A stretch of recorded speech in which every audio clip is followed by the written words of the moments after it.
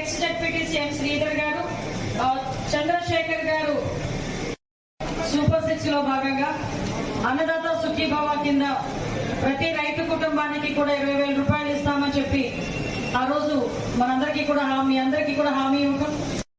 కోట్ల రూపాయలు ఈ రోజు ఈ నియోజకవర్గ రైతుల ఖాతాలో జమ చేస్తున్నారు. మీ అందరికీ మీ కోరేది ఏంటంటే, ఒకవేళ ఈ 2,27,000 తెలియజేసుకుంటున్నా. ఈ రోజు మంచి ఎక్స్పీరియన్స్ కూడా ఏదో ఇంట్లో మాకు మా చిన్నాన్నలు వాళ్ళు పొలాలు ఉన్నాయి కానీ ఎప్పుడో పొలం గట్ల మీదే నుంచొని చూసి వచ్చేదాన్ని. ఈ రోజు అక్కడ పొలంలోకి దింపారు మా కలెక్టర్ గారు. దిగండి మేడం మా మగారు రాసుకోండి నాటేసి అది కూడా ఆ మట్టి కూడా నిజంగా ఫీల్ చాలా బాగుంది. నిజంగా అంటే వరి నాట్లు వాళ్ళకి పని అయినప్పటికీ కూడా వాళ్ళతో భాగస్వామ్యం అవ్వటం ఈ రోజు నిజంగా చాలా ఆనందంగా ఉంది. ఒకటే ఈ రైతు కుటుంబాలకి ఎన్డీఏ కుటుంబం ఎప్పుడూ కూడా సపోర్టివ్ గా ఉంటుంది.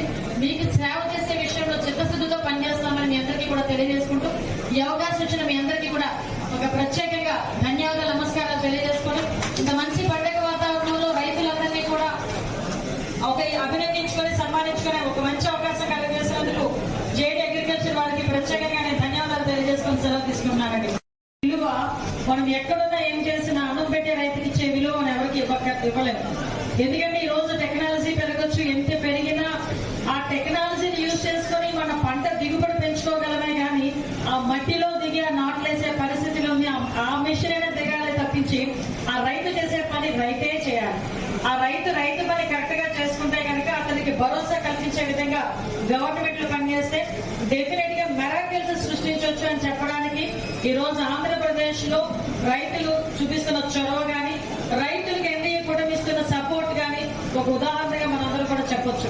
ఇంతకు ముందు నేను చాలా సందర్భాల్లో 2019 లో కూడా నేను ఎమ్మెల్యేగా చేశాను. నేను ఎమ్మెల్యేగా చేసేటప్పుడు నా దగ్గర ఉన్న అగ్రికల్చర్ ఆఫీసర్స్ ఉండేవారు.